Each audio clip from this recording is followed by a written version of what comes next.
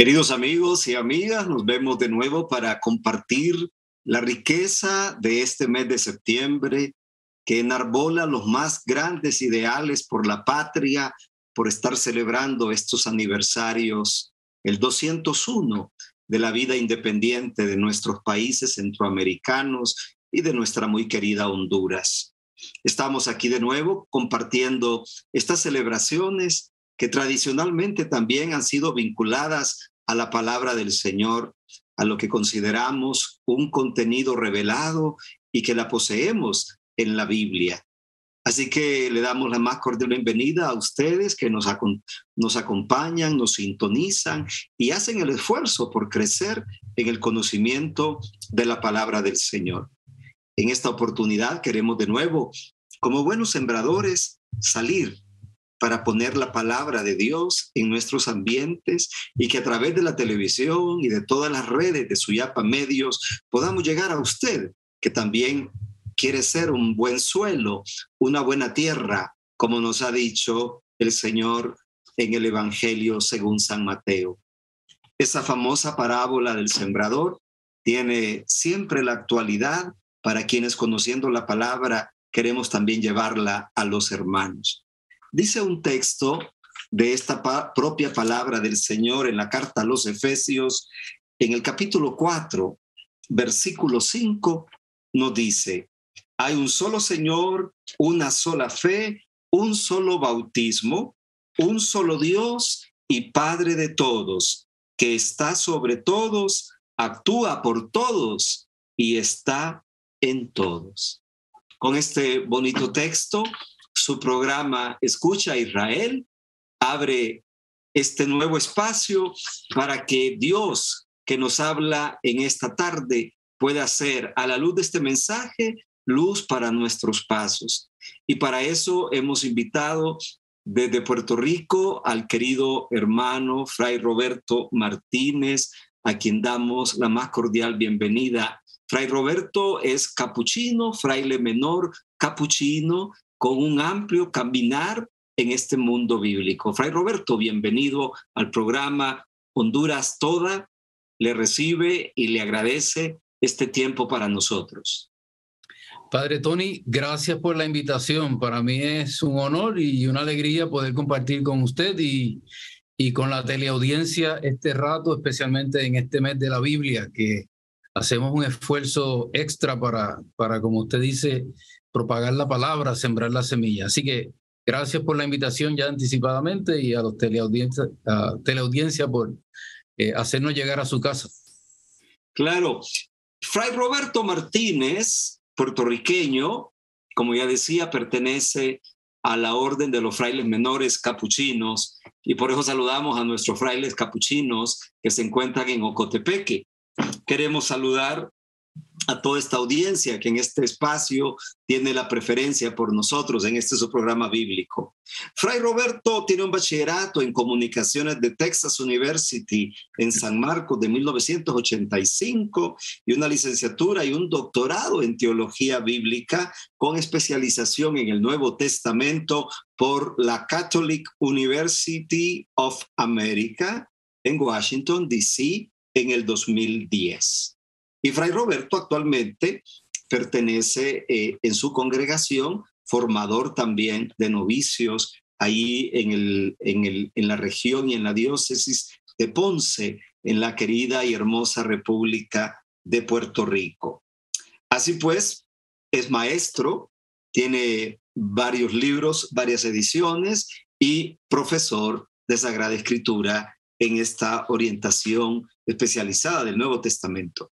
Es por eso que vamos a seguir en este espacio con todos ustedes y con la grata compañía de Fray Roberto, hablando de ese tema sobre el pueblo de Dios en el Nuevo Testamento.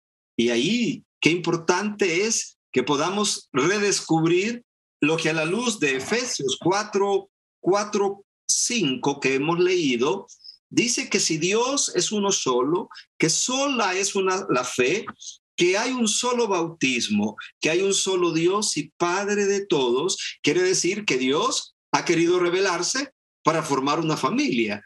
para ser parte del camino de un pueblo.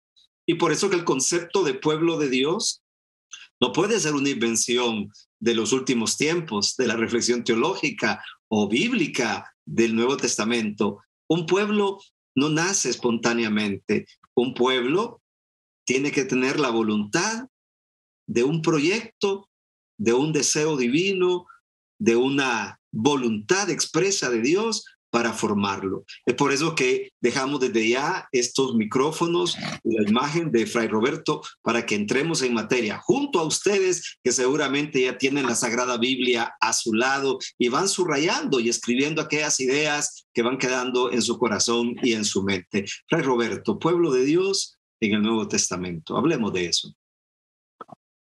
Padre, un tema fundamental. Hace poco compartía con unos estudiantes una idea que tiene el Papa Benedicto XVI en uno de los libros de la trilogía que escribió sobre Jesús. Y no recuerdo exactamente en cuál de ellos, me dijeron creo que en el segundo. Pero él decía que según la teología rabínica, la justificación de la creación era la alianza. O sea que a mí me fascina todo lo que tiene que ver con el cosmos y las estrellas y el descubrimiento, la hermosura de esas fotos a veces que vemos ahora con el nuevo telescopio que enviaron al espacio. Pero a pesar de toda la belleza del arco iris, de las flores, de la creación, todo está justificado por la alianza. Y es una idea maravillosa para decir que aplica mucho para una gran reflexión teológica, pero Dios hizo un espacio para hablar con nosotros. Y ese espacio es el cosmos. Y el propósito de la alianza es precisamente entrar en comunicación con un pueblo, con el pueblo de Dios. Crear ese pacto, crear esa comunicación. Y es fascinante pensar cuando uno escucha de los geólogos y de los antropólogos y de los arqueólogos cuánto tiempo, ¿verdad? Dicen que el planeta Tierra tiene 4.5 billones de años. Cuán paciente Dios fue creando todo para por fin, cuando llegara un poco el principio de la historia con Moisés, por allá, por el siglo III sería aproximadamente, empezar a hacer esa alianza en el Sinaí y decirle a Moisés, como lo encontramos en el Éxodo, en el capítulo 6, me parece, si no me equivoco, Éxodo 6, capítulo 7, que él quiere un pueblo, él va a preparar un pueblo que ha sacado de la esclavitud y que lo va a llevar a la libertad, lo va a hacer pasar por un gran desierto, pero dice ahí en Éxodo 6:6, por eso di a los israelitas, yo soy Yahvé, que los sacaré de los duros trabajos de Egipto, los liberaré de la esclavitud, redimiré con brazo tenso, y en el versículo 7, los haré mi pueblo, y yo seré su Dios. Sí que ya se remonta ese deseo del Señor con aquello que no debemos imaginar que todavía era un pueblo como sería mucho más tarde, serían unas tribus. De hecho, el antecedente de ese pueblo que se había ido para Egipto eran unas tribus, las tribus de Jacob. Así que era un pueblo variado, un pueblo pequeño, insignificante, con el que Dios miró para hacer esa alianza y ese trayecto largo que después llegará al Nuevo Testamento. Así que eso como está como en los orígenes, ¿verdad? Toda ese plan de Dios. Y Fray Roberto, cuando nuestro auditorio escucha la palabra alianza, recuerda la alianza de Noé, la alianza en el Sinaí.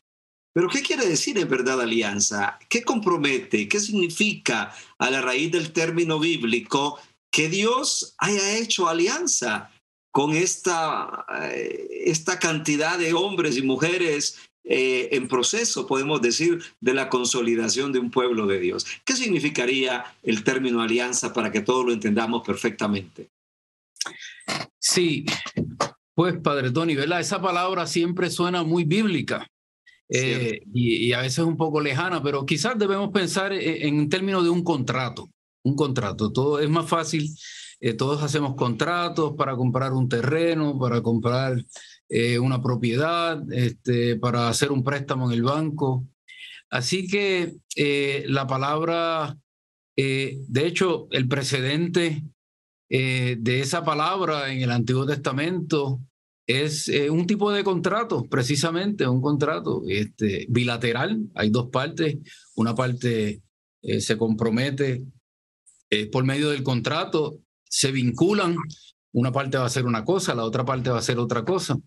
Así que la alianza es una especie de contrato, una especie de pacto también, podríamos decir.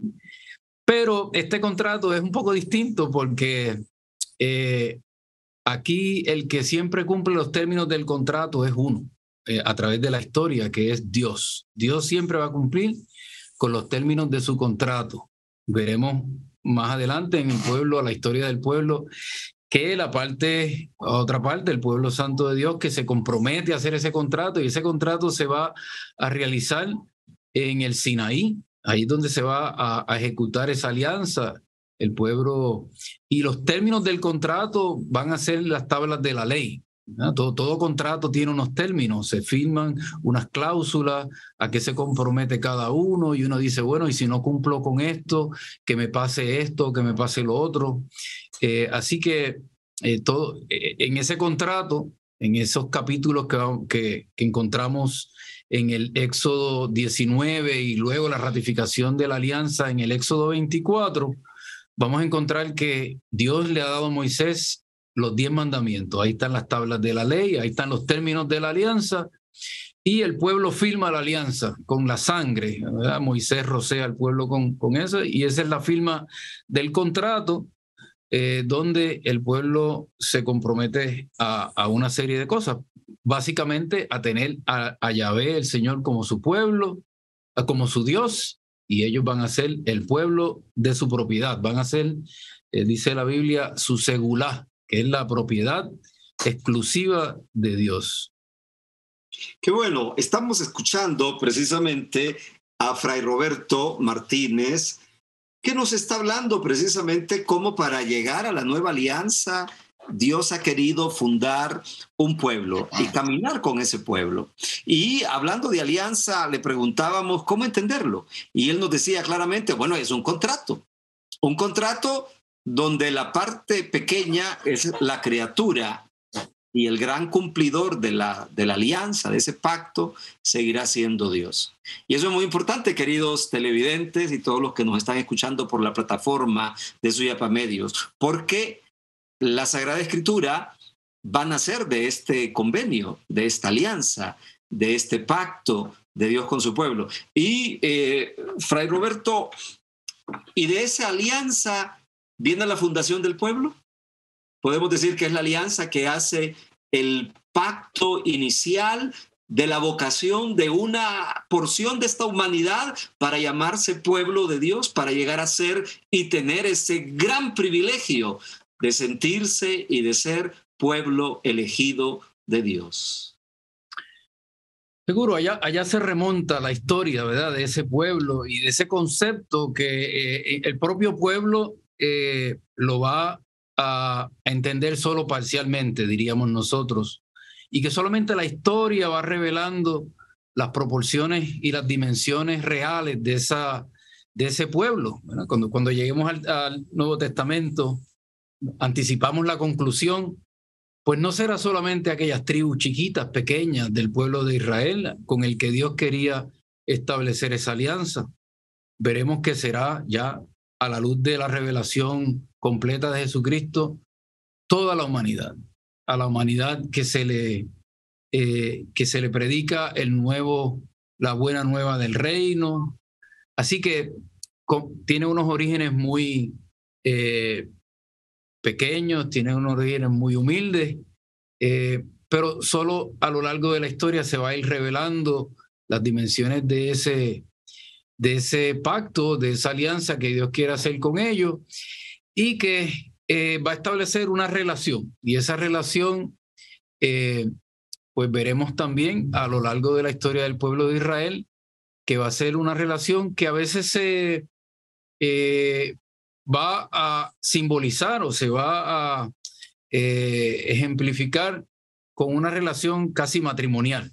Va a haber como un desposorio, también es otra imagen que utiliza la Biblia, entre la relación que Dios quiere establecer entre Él y ese pueblo que Él ha seleccionado. Y como pasa en todo matrimonio, pues van a haber momentos de fidelidad, pero van a haber momentos también de infidelidad y de prueba. Con la única diferencia que solamente una de las partes aquí puede ser infiel, que es el pueblo. Así que ese contrato de exclusividad con el Señor que se establece en el Sinaí va a ser puesto a prueba luego en la historia, y por eso vamos a encontrar mucho más adelante a los profetas, que los profetas van a estar recordándole al pueblo constantemente que son un pueblo de una alianza, que son un pueblo que tiene un Dios, y ese Dios es Yahvé, y el pueblo va a estar constantemente luchando con la idolatría, que será el gran pecado, ¿verdad? Que es, en términos nuestros hoy en día, la idolatría, pues irse detrás de otros dioses, de los falsos dioses, pero en términos más amplios, poner en el lugar de Dios otra cosa que no es Dios. Muy bien, Fray Roberto, vamos a hacer una pausa para que nuestros televidentes tengan la oportunidad de reflexionar también en lo que estamos hablando. Se trata que en el mes de la Biblia el concepto pueblo de Dios pueda encontrar ese fundamento bíblico que nos permita también redescubrir si realmente estamos viviendo como un pueblo de Dios. Si la identidad de nuestras comunidades tienen la alegría, el gozo, la novedad de sentirse pueblo de Dios, pueblo elegido de Dios para cumplir también su voluntad. Regresamos, tenemos en esta oportunidad a Fray Roberto Martínez de Puerto Rico, que ha tenido la gran amabilidad de acompañarnos. No nos cambie, regresamos después de la pausa.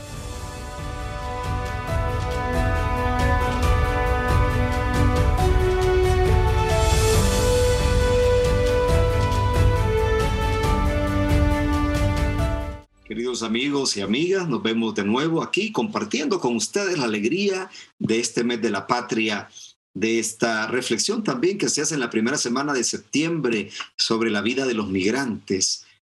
Nuestro país vive también esta situación muy de cerca y con el cometido fundamental de poner a la palabra de Dios, como lo ha pedido Verbum Domini, este documento posinodal del 2008, donde su santidad Benedicto XVI ha querido, con todos los obispos que se convocaron para esta oportunidad, pedir a la Iglesia que la Sagrada Escritura, que la Biblia, sea parte integral como alma de toda la vida y misión de la Iglesia.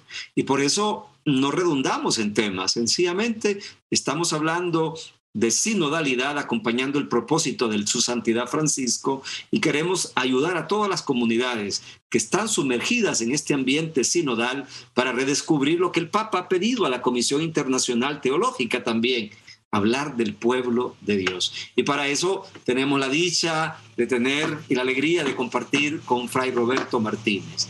Fray Roberto, entonces, ese pueblo de Israel gestado con la antigua alianza se proyecta hacia la culmen del proyecto divino. Sigamos en ese tema hablándolo, por favor. Sí, pues decíamos antes de la pausa que Dios se revela a ese pueblo en el Sinaí, hace el pacto, hace la alianza, le da los mandamientos. Así que eso conlleva una manera de vivir, eso lleva un estilo de vida, eso lleva una manera de ver el mundo, el ser el pueblo de Dios, pero que ese pueblo va a ser puesto a prueba. Así que cuando llegue a la tierra prometida, ahí van a haber otros dioses y van a haber otras maneras de te da el culto y el pueblo va a tener que luchar y los profetas los van a recordar constantemente que ellos hicieron una alianza, ellos son el pueblo de Dios y eso lleva un compromiso de vivir de una manera. Y bueno, el pueblo tendrá pues muchas dificultades y en ese sentido es siempre una metáfora para nosotros. Nosotros también, como creyentes, somos parte del pueblo de Dios. Y de la manera grande de la historia en la que el pueblo de Israel lucha por ser fiel, también nosotros. Así que la historia del pueblo de Israel es una gran lección para nosotros hoy en día. Y bueno, una de las cosas que hace esa idea o que subyace a esa idea de pueblo de Dios es la identidad. O sea, le deja saber al pueblo quiénes son. Ustedes no son cualquier pueblo, ustedes no son cualquier cosa, ustedes son un pueblo escogido, ustedes son una nación que es santa.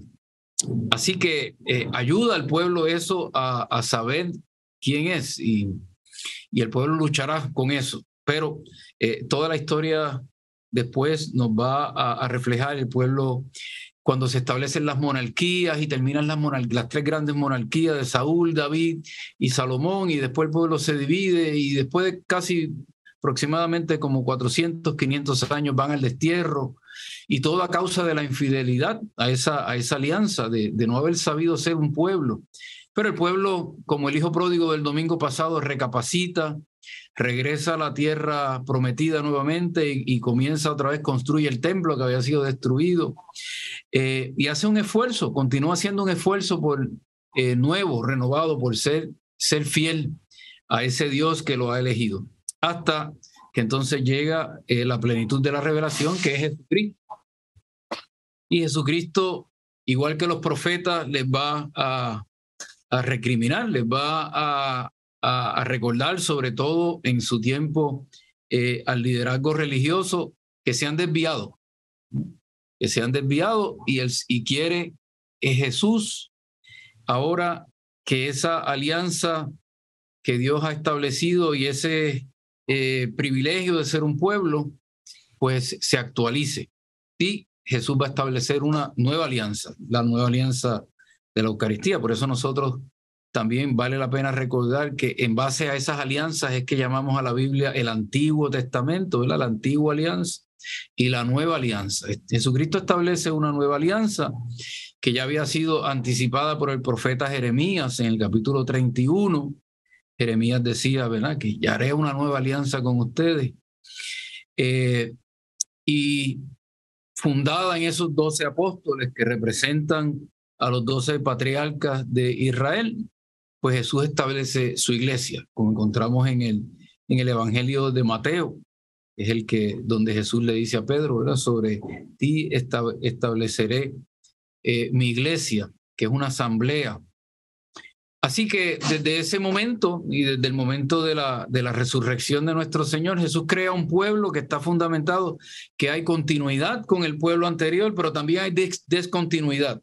Así que es una cosa nueva que se ha creado, fundamentada en esos 12 apóstoles, en los que han creído en Jesucristo, muchos judíos, pero también aquí entra un elemento nuevo de ese pueblo, que es que mientras en el Antiguo Testamento el pueblo llegó a creerse que era un pueblo elegido de una manera exclusiva, ahora Jesucristo va a revelar que es en función de la humanidad entera, en realidad, que Dios ha hecho una alianza con ese pueblo. Entonces van a entrar a esta elección, a este llamado, no solamente los judíos creyentes, sino van a entrar lo que los judíos llamaban los paganos, los gentiles, que eran los que no eran judíos, que estaban en toda esa región y en el mundo conocido de entonces, del Mediterráneo, de Roma. Pablo se llamará a sí mismo el gran apóstol de los gentiles. O sea que con la novedad de Jesucristo y el concepto mismo de buena nueva, se abrió la puerta para que de un pueblo de la promesa, de un pueblo que Dios había elegido, se abriera la puerta de la fe. Así, cuando celebrábamos con el Papa Benedicto el año de la fe, hablamos del concepto de la puerta de la fe. En su palabra, Fray Roberto, entonces encontramos que la presencia de Jesús nos permite la fundación de un nuevo pueblo. Y aquí, ¿sí? Y aquí señalar si esta experiencia con Jesucristo, camino fundante de la experiencia de un nuevo pueblo, tiene entonces la supremacía de una revelación definitiva. O debemos esperar otra refundación de un nuevo pueblo de Dios. Bueno, ¿verdad? Con este nuevo pueblo es un pueblo abarcador, como veremos más adelante en los documentos del Concilio Vaticano II, en específico de la Lumen Gentium, que habla y elabora sobre esa idea del pueblo de Dios. Pero yo quisiera citar un pasaje que está en la primera carta de Pedro. Yo a veces le pregunto a mis estudiantes para ver cómo están. Yo les digo, ¿quién es el pueblo de Dios? Es una pregunta capciosa, porque claro, no está bien hecha, ¿verdad? Pero yo le digo, ¿quién es hoy? A veces le hago el acento, le digo, hoy, estamos en septiembre del 2022. ¿Quién es el pueblo elegido de Dios? Y casi siempre sin fallar, todo el mundo me dice, el pueblo de Israel, el pueblo de Israel. Y yo le digo, esa contestación es parcialmente correcta. Parcialmente correcta, es el pueblo con que Dios establece la alianza. Pero hoy en día, y entonces le digo, vamos a leer este pasaje de Primera de Pedro, capítulo 2, versículo 9 en adelante. Y ahí dice, ustedes, ¿verdad? Pablo le está escribiendo a la iglesia, posiblemente muchos de ellos gentiles que no eran judíos, le dice, ustedes son ahora linaje escogido, sacerdocio real, nación santa, pueblo adquirido, destinado a anunciar las alabanzas de aquel que los ha llamado de las tinieblas a la luz admirable. Ustedes, que en otro tiempo no eran pueblo, ahora son pueblo de Dios. Esos de los que antes no se tuvo compasión, pero que ahora son compadecidos.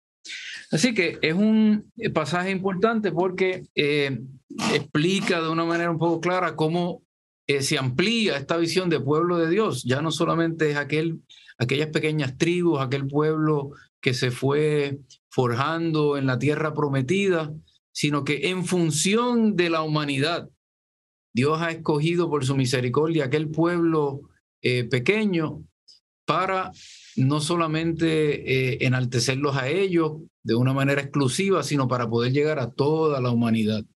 Y ahí estamos nosotros, ahí están los hondureños, ahí estamos los puertorriqueños, los dominicanos, toda Centroamérica. Somos pueblo de Dios, basado en la piedra angular que es Jesucristo. Y entonces, si queremos retomar un poco esa teología, Fray Roberto, de que somos pueblo de Dios, la esencia de este pueblo y su identidad parten del misterio de Cristo, que nosotros, al cual somos incorporados, va a decir el Vaticano II, y es tradición de toda la Iglesia, enseñanza doctrinal de toda la Iglesia de siempre, el bautismo. ¿Qué significará entonces el bautismo dentro de esta conceptualidad a la que hoy usted también ha hecho excelente referencia, haciendo un recorrido del Antiguo Testamento? En esta plenitud del Nuevo Testamento, ¿qué significa ser bautizado?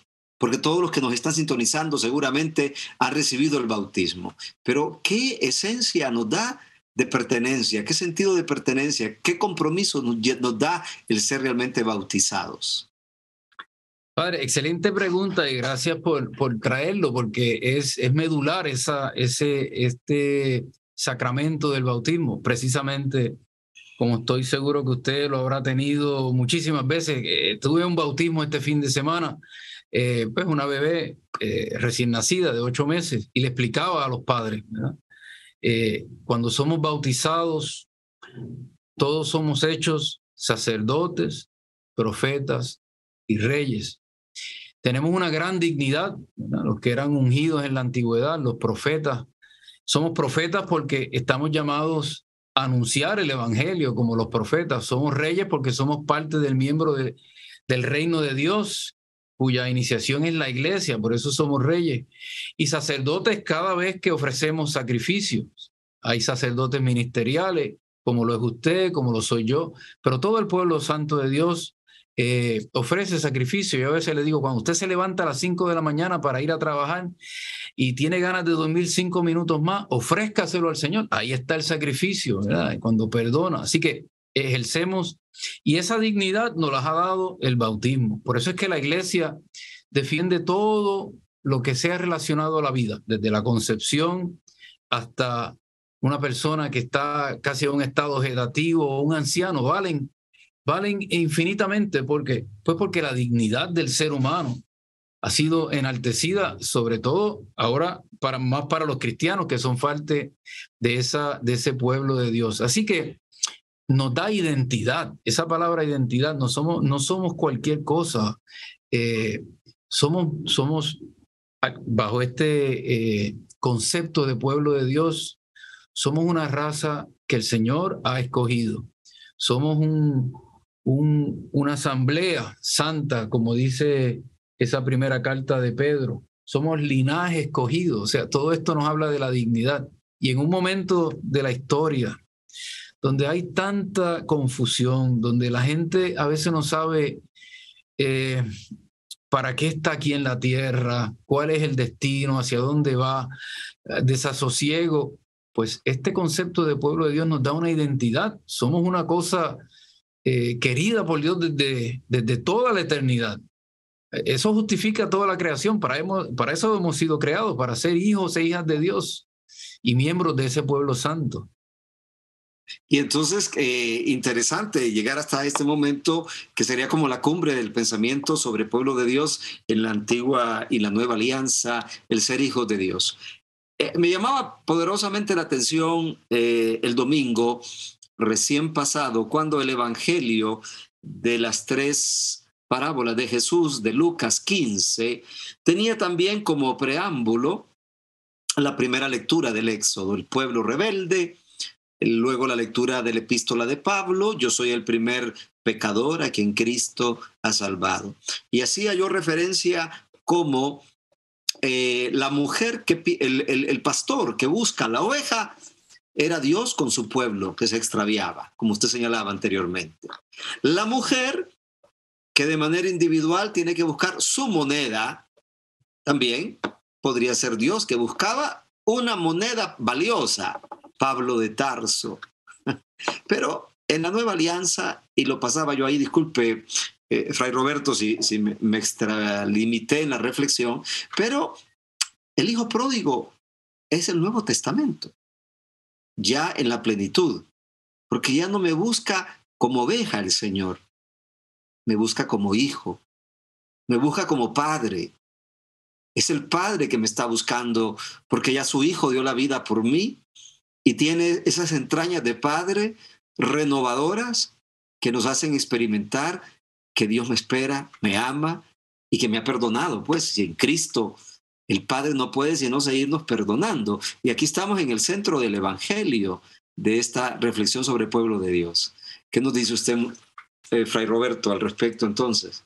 Sí, esa parábola se puede unir muy bien, digo, las 3 parábolas, como usted bien explica, a la idea de ser pertenencia de Dios, de ser parte de su pueblo.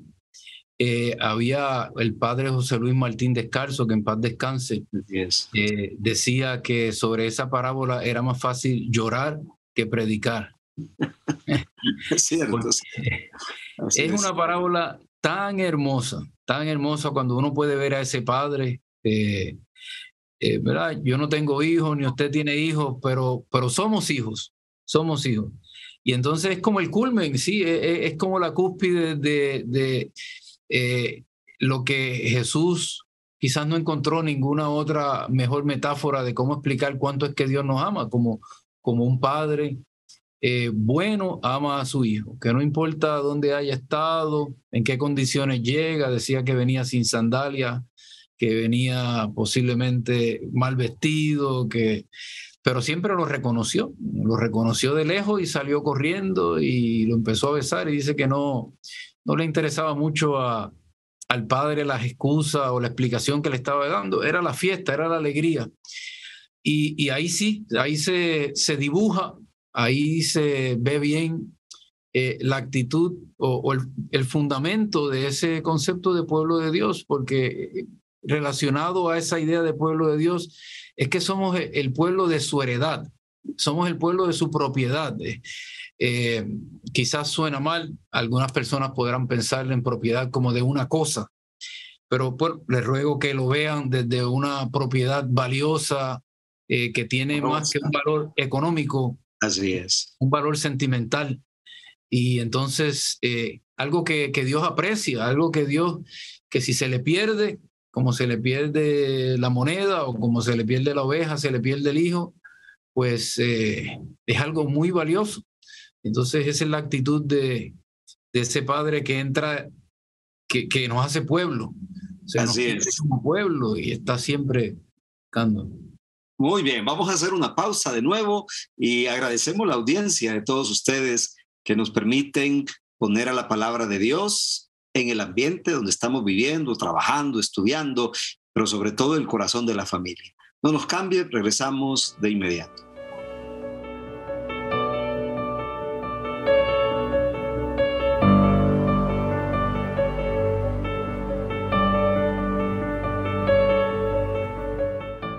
Gracias por preferirnos en este espacio especialísimo, porque se trata de que también los medios de comunicación social pongan a la palabra de Dios y ellos se pongan al servicio de la palabra de Dios, que sería lo más oportuno decir, que todos nuestros medios tengan como fuente de promoción y de predicación el mensaje de la santa palabra de Dios. Y estamos conversando en este foro Escucha Israel con Fray Roberto Martínez de la diócesis allá de Ponce, en Puerto Rico. Él, como he dicho anteriormente, también es miembro de la Comisión de Biblistas de América Latina para colaborar con el CELAN a través del CEBITEPAL en esta reflexión bíblica que se hace para América Latina. Fray Roberto, pueblo de Dios en los aconteceres de la vida. Decía Vaticano II, entre los gozos y las esperanzas. ¿Qué decir del pueblo de Dios que peregrina en América Latina, ya que tenemos la oportunidad de estar con usted, puertorriqueño, y que es también formador de novicios, de futuros frailes, de futuros presbíteros y hermanos? ¿Cómo señalar el caminar del pueblo de Dios hacia la sinodalidad? Esto que no puede ser un moto de publicidad sobre lo que la iglesia debe de hacer, sino como un vivir el propio bautismo a lo que ha llamado su santidad Francisco. ¿Cómo considerar el pueblo de Dios en los nuevos acontecimientos de la historia? Sí. Padre, fíjese que una de las cosas que está implícita en esa idea de pueblo es que es la idea del conglomerado. ¿Verdad? Es la idea, nosotros en el Caribe, aquí en Puerto Rico, usamos a veces la expresión, tengo que explicarla porque posiblemente usamos una palabra distinta. Nosotros decimos que Dios quiere salvarnos en racimos, ¿verdad? Nosotros le llamamos a las bananas, aquí en Puerto Rico le llamamos guineos. Sí, correcto. Yo no sé si en Honduras le llama a la gente guineos a las bananas. Algún sector de la población le llama guineos, claro que sí. Guineos, los guineos. Pues entonces dicen, ¿verdad?, que Dios quiere salvar a la humanidad en un racimo. Entonces, la idea de pueblo de Dios connota una solidaridad, connota una colectividad, connota que no es una cosa individual. Dios no quiere salvarme a mí solo. Dios tiene un pueblo. Entonces, ahora hablando de la sinodalidad, una de las cosas que el Papa quiere que hagamos, que la Iglesia, debemos pensar, el Espíritu nos está llamando, es a una mayor colaboración, a una mayor participación también, porque la sinodalidad lleva de nuestra parte participación. Pero no podemos participar si no nos sentimos parte, si no tenemos una identidad clara. Por eso, para mí, esta palabra de la identidad, y que usted muy oportunamente me traía la idea del bautismo, que se me había olvidado, yo quería recordarla, pues nos ayuda la idea del pueblo de Dios a mantener presente nuestra identidad. Eso era una de las ideas importantes en el tiempo de los profetas, que el pueblo no olvidara que era el pueblo de Dios con el que había hecho alianza Yahvé, porque habían muchas otras ofertas.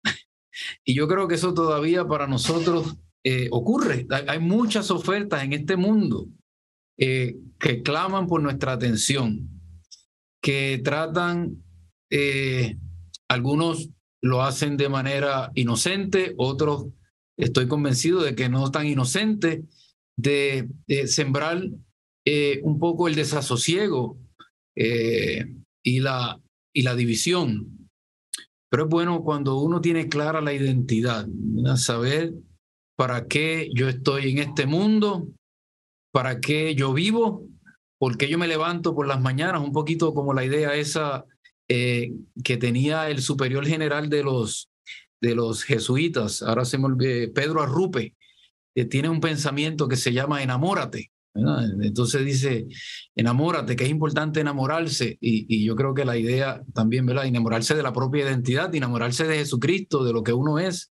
Y decía que esas son las cosas que hace que de lo que uno se enamora termina por acaparar nuestra imaginación. Son las cosas que nos levantan por las mañanas, son las cosas que nos dan la fortaleza para vivir el día, son las cosas que nos hacen reír, gozar y llorar y hasta sufrir y morir.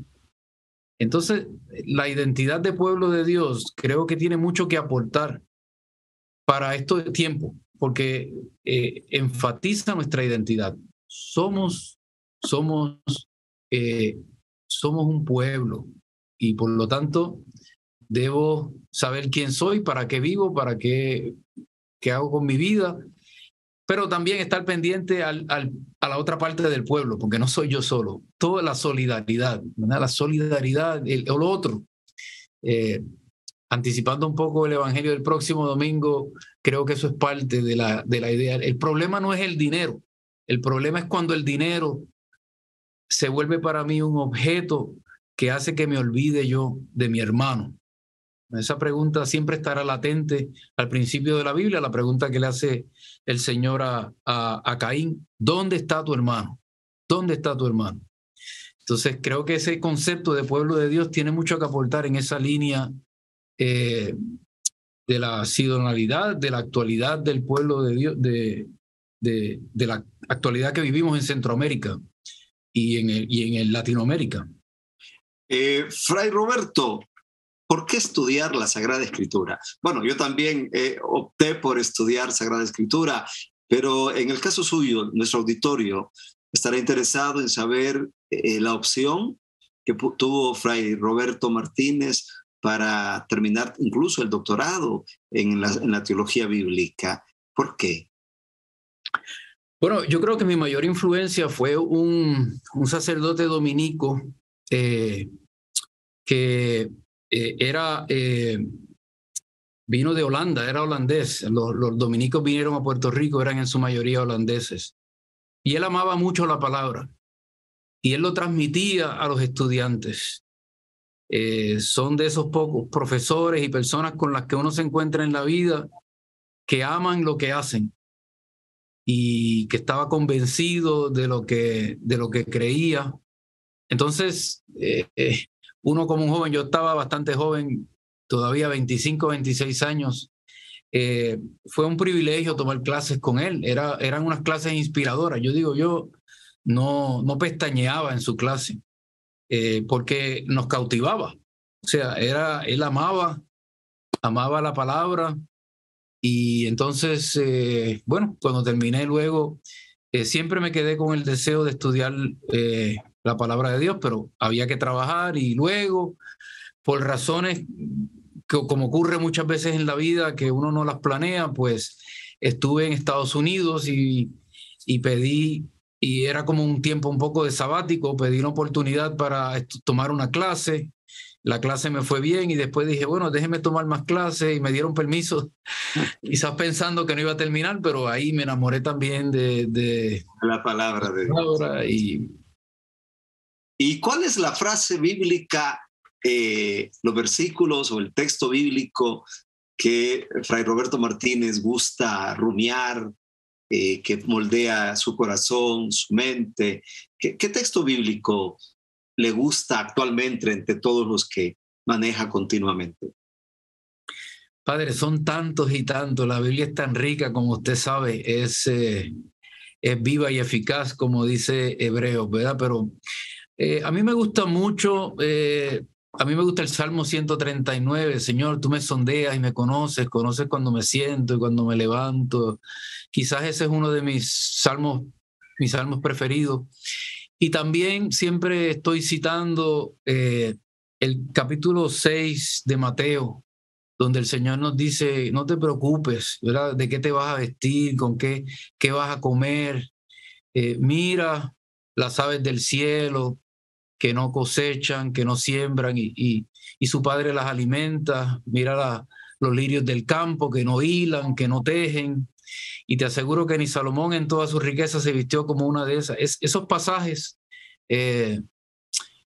pues han retumbado siempre en mi corazón, igual que esa que el Señor dice, busca y encontrarás, toca la puerta y se te abrirá, pide y recibirás.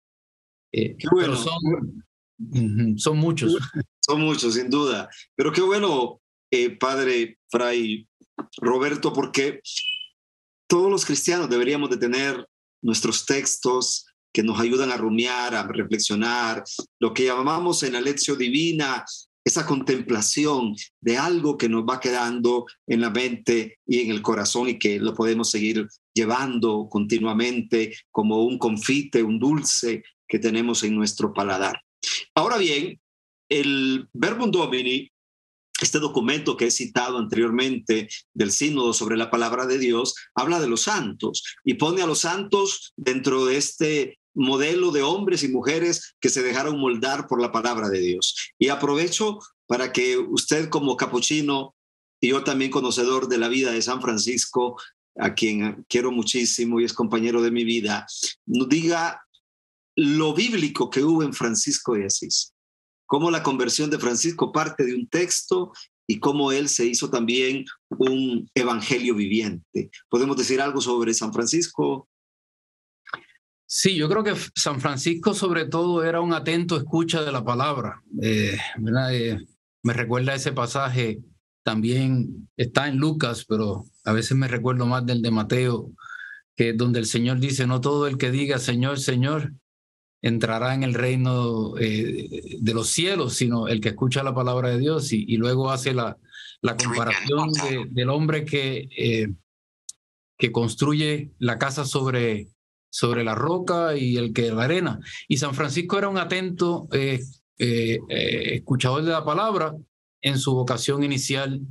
Dice que fue a la iglesia con un hermano, me parece que era hermano Silvestre, ahora no recuerdo exactamente, pero con un hermano, y en 3 ocasiones abrió el evangelio y hablaban sobre la pobreza, ¿verdad? Ve por el mundo sin alforjas, sin dinero, y en una de ellas dijo, esto es lo que yo quiero, esto es lo que yo ansío con todo mi corazón, ¿verdad? Y ahí escuchó la voz de Dios.